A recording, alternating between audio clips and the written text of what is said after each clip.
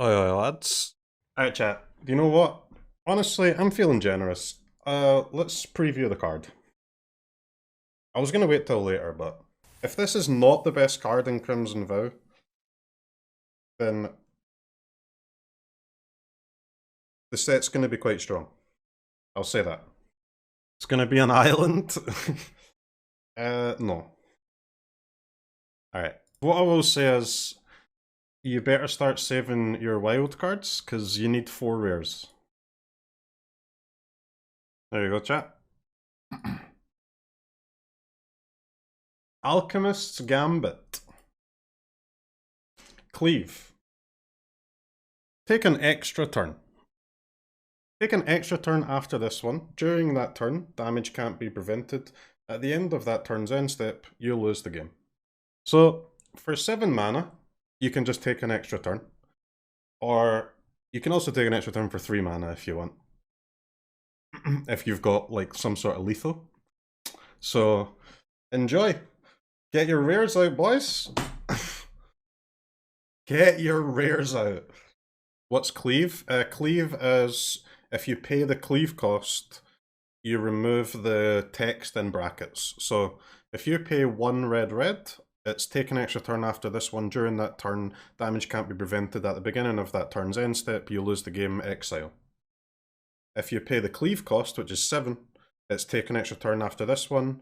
During that turn, damage can't be prevented, and you don't get the lose the game clause, right? So this has like, you can basically take an extra turn for 7, or you can take an extra turn for 3, where you lose the game at the end of that turn. Kind of insane. It's kind of insane. So, I don't know. The Cleave cost is not in addition, no. The Cleave cost is just the cost. So it's either 1 red or 4 blue-red. I think this card is much worse than Epiphany. For some decks, it's worse than Epiphany. For decks that don't attack, yeah. What about an Is It Dragons deck, where your Goldspan attack is going to be lethal, and you just cast it for 3 instead of 7, and you win the game? That sounds pretty good. Then it's better than Epiphany, innit? What if you know? Seems kinda good.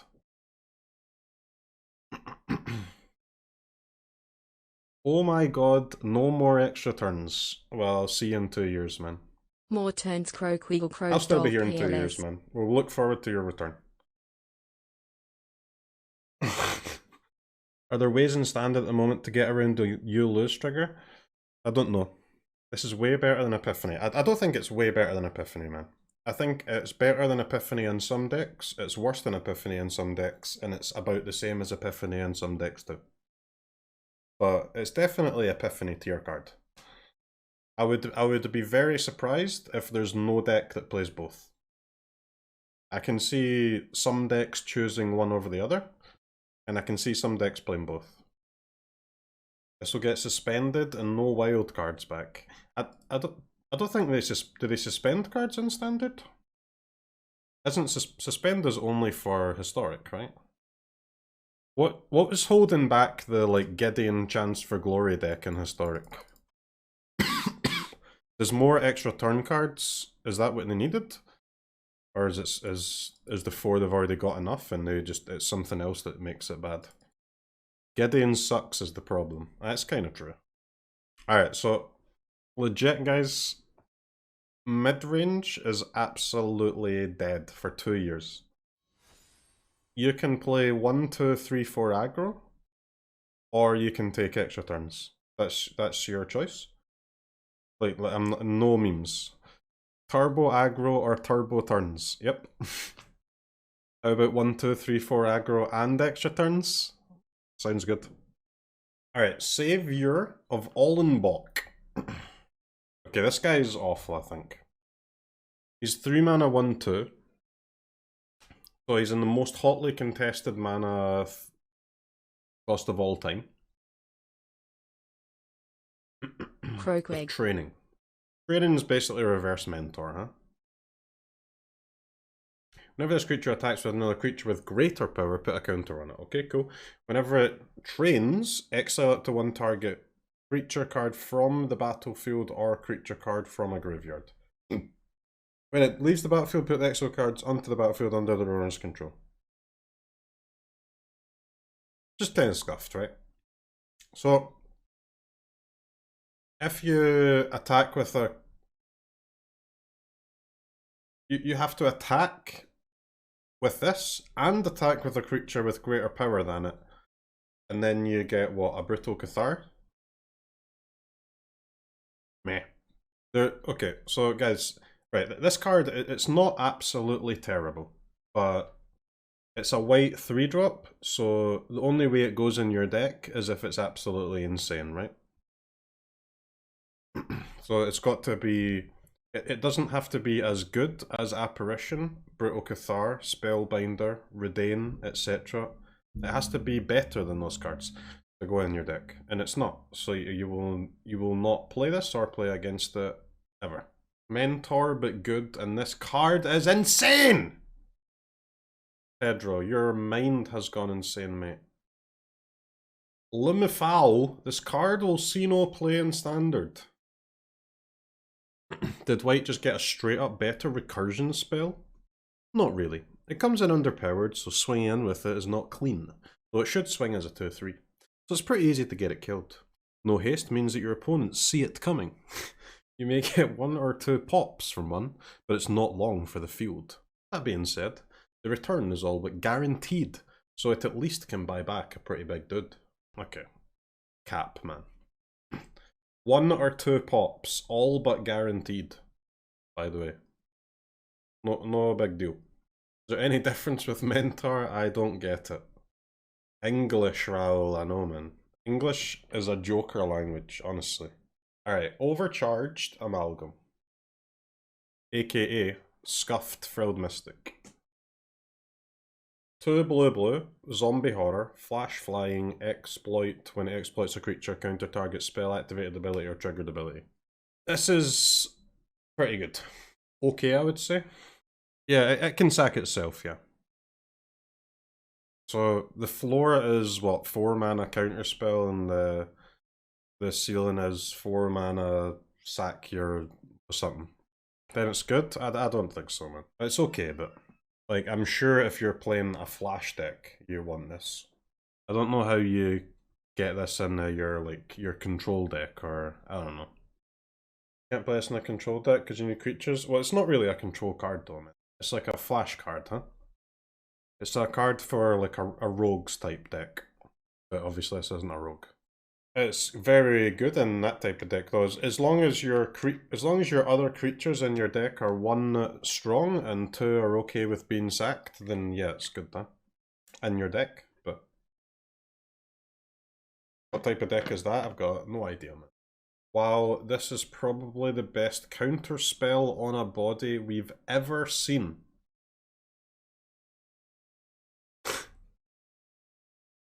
That why is it impossible for human beings to have a nuanced opinion, you know? Why when you show someone a grey shirt, do they say, that's a black shirt? And then the person beside them says, no, fuck you, bitch, that's a white shirt. But Jesus, man. I think this card is pretty good, therefore it's the best one I've ever seen. This is fucking insane.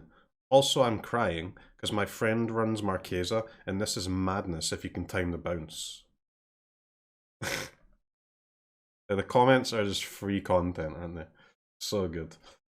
Impossible for humans to have a nuanced opinion isn't a very nuanced opinion. Okay, that's a timeout. We'll see you in 10 minutes, man. Smart people are not welcome here. Only Dumbos allowed. Sorin the Mirthless. Look at the top card of your library, you may reveal that card and put it into your hand. If you do, you lose life equal to its mana value. Okay. -2. Create a 2/3 black vampire. Vampire? Mmm, tasty. Flying lifelink. Okay, this guy is absolutely nuts. What? You guys think this is bad? How is it bad, man? +1 is almost to draw a card. -2 is it's got 4 loyalty, so you can -2 twice in some games, which is very, very important. It's 4 mana. I don't know what else you're looking for from your 4 mana Planeswalker, honestly. This is, I think it's super good. An important part of Sorin the Mirthless is that you cannot play this card in any deck that's not cool. Only cool decks can play Sorin. The +1, the fact that you can -2 twice, the fact that the +1 and -2 cover a wide variety of opponents. Like what is if I've got this in my deck, what deck can my opponent be playing where both of these are bad? I've got a good choice every time, right? So it's a great main deck Planeswalker. Volatile Arsonist and Dire Strain Anarchist.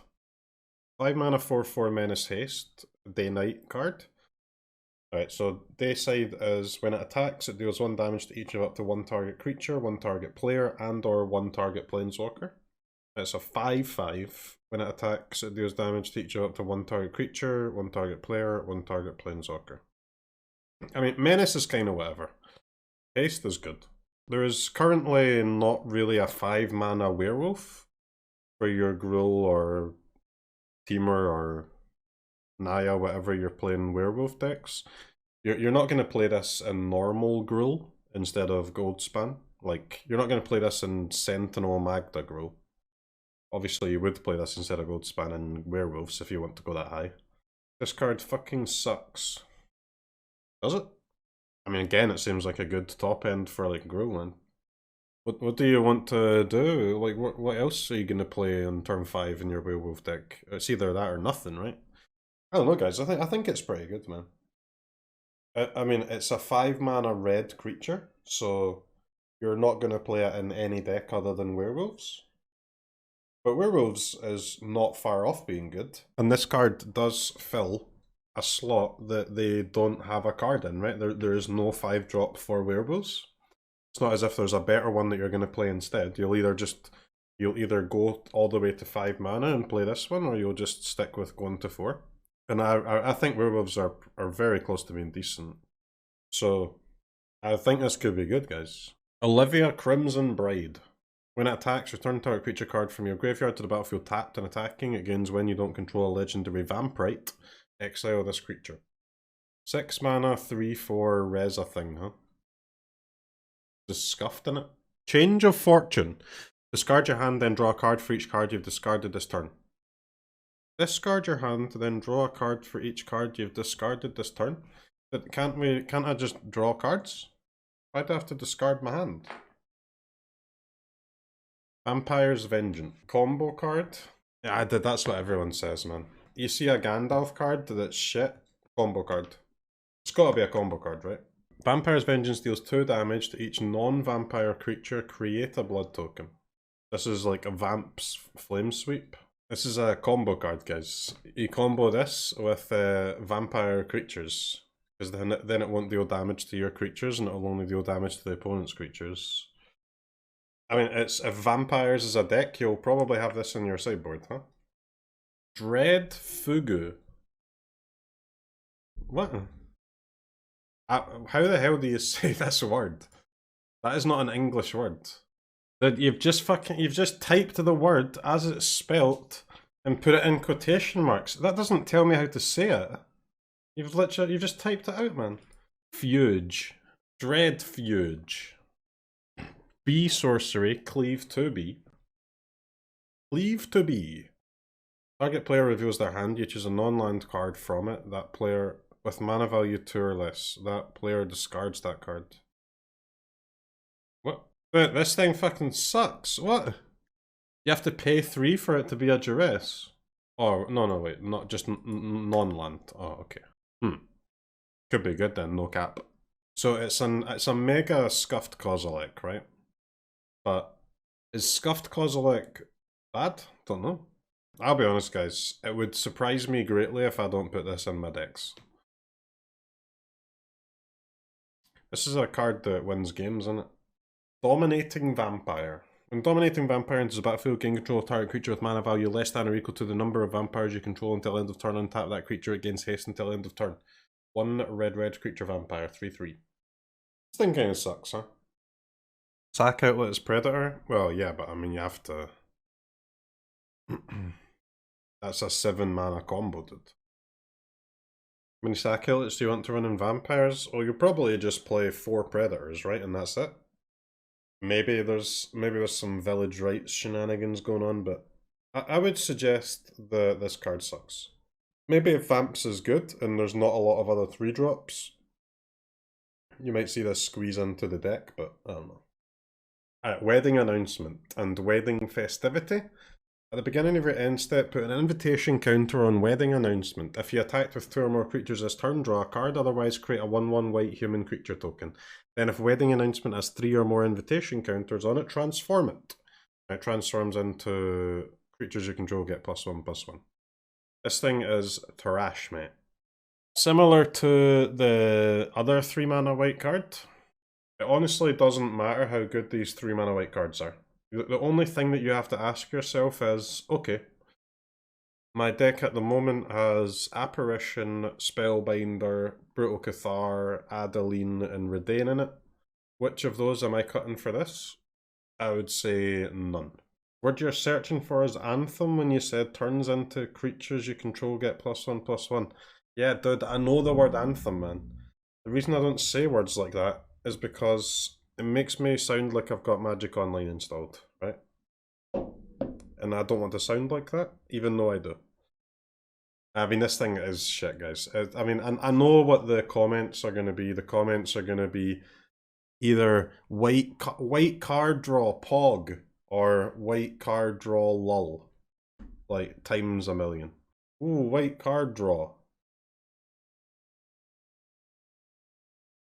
Solemnity, you're welcome. You just wasted my time, Pedro.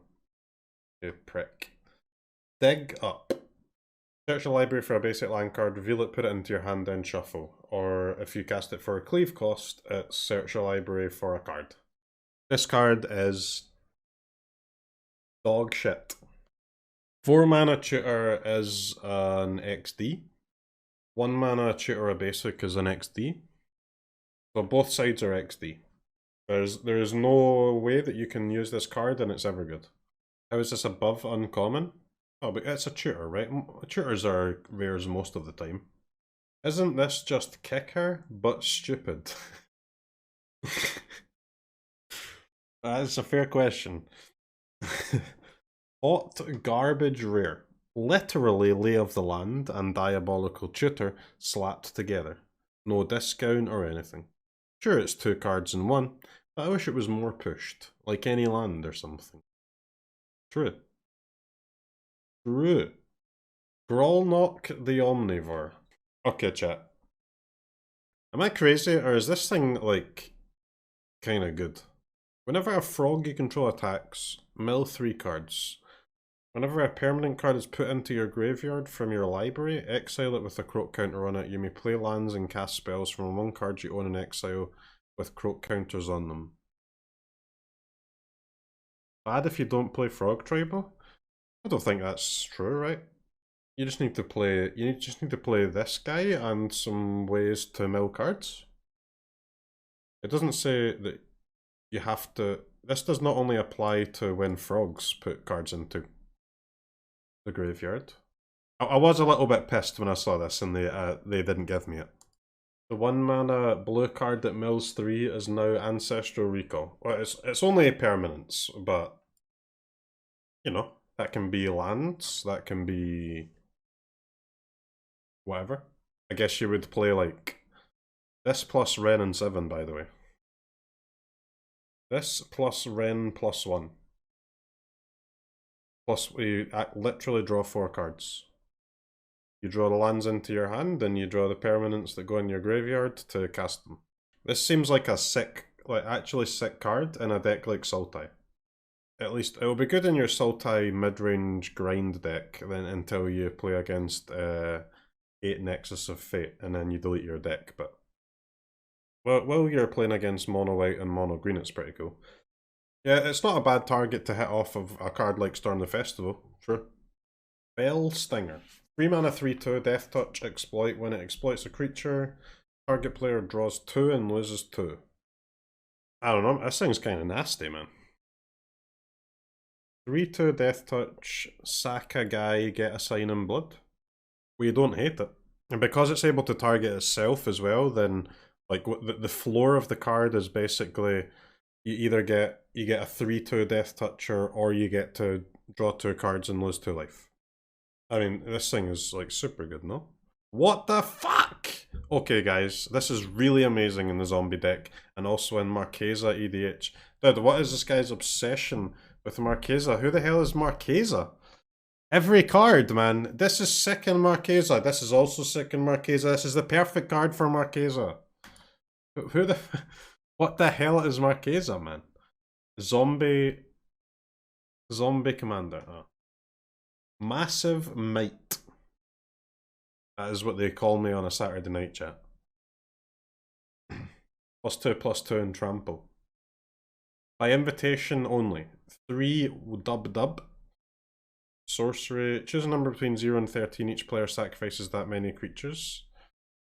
I mean, choosing 0 seems kind of bad. White can remove Toski now, Monk Ass. This card might be enough to make blue-white good, man. No cap. Awesome and go wide strats. Maybe in yours. You can't choose 0. It has to be between 0 and 13. Okay. So it's between 1 and 12. No, it's not between 1 and 12, because that would be 2 and 10, right? It's a board wipe. Sometimes you have a board, sometimes your opponent uses a board wipe, and sometimes that board wipe wipes your board. 2B, sorcery. Exile the top 13 cards of your library, then search your library for a card, put that card into your hand, and then shuffle. Holy shit, this is the most scuffed tutor of all time. It's not great, is it? It's a sad indictment upon these Mythic Spoiler comments that when someone says, wait, what the fuck about this absolute pile of dog shit, I don't know if Mario actually means, why does this card exist, it's so bad, or this thing is, I think this thing's broken. I don't know. Mario, if you think it's trash, I apologise for doubting you, but I can't see this seeing play in any format unless you're okay with exiling 13 cards that may or may not exile the card you want. Oh, dude, thanks. What a fucking sick opinion, man. I can't see this being played in any format unless the card text is good for my deck. Obviously, man, that applies to all cards. Letter grade for limited. Z-, thumbs down, laughing face, thumbs down. Thalia, Guardian of Throbbing. By reprint an old legend, ... That flips the middle finger to all the Thalia fans who were looking forward to building a new deck, perhaps even in blue-white, ...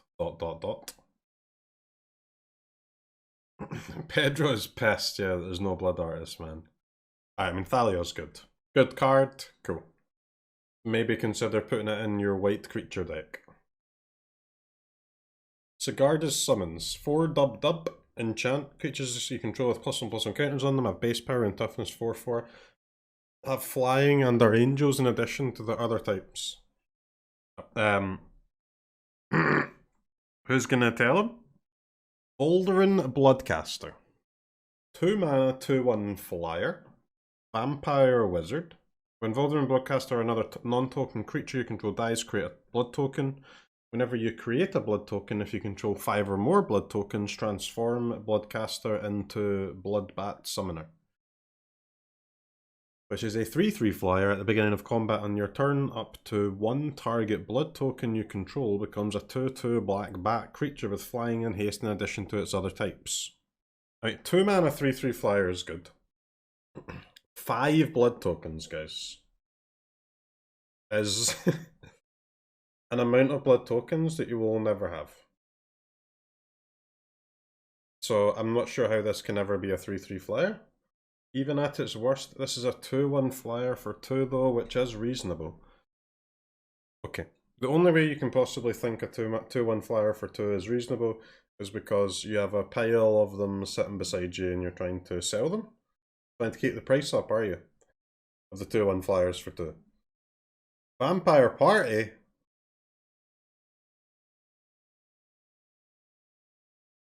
Oh shit. Griff Rider. 2 white creature, human knight, flying, training, 2/1. Keep your heels down and bend at the hips as your mount takes flight. She'll do the rest. Apprentice Sharpshooter. 2G. Creature, human archer, reach, training, 1/4. Gluttonous Guest. 3 mana, 1/4 vampire. When it enters the battlefield, create a blood token. Whenever you sack a blood token, you gain 1 life. This plus Veto. Weary Prisoner. 4 mana, 2/6 Defender, or 4 mana, 6/6 Baldur in Estate. I mean, this card is absolutely bonkers. Omega bonkers. Oh, you can make that 2-drop into a flyer for only 30 mana. That's pretty good. I mean, this land is good, yeah. Of course it's good. It's good in standard vamps, it's good, you'll play it in historic vamps. If you're playing 2 or 3 colours. Sometimes you're going to play... you might want to play only mono black, but... this card is absolute garble. What the hell, what are you talking about? It's an untapped dual land, man. Insane. Ecuador!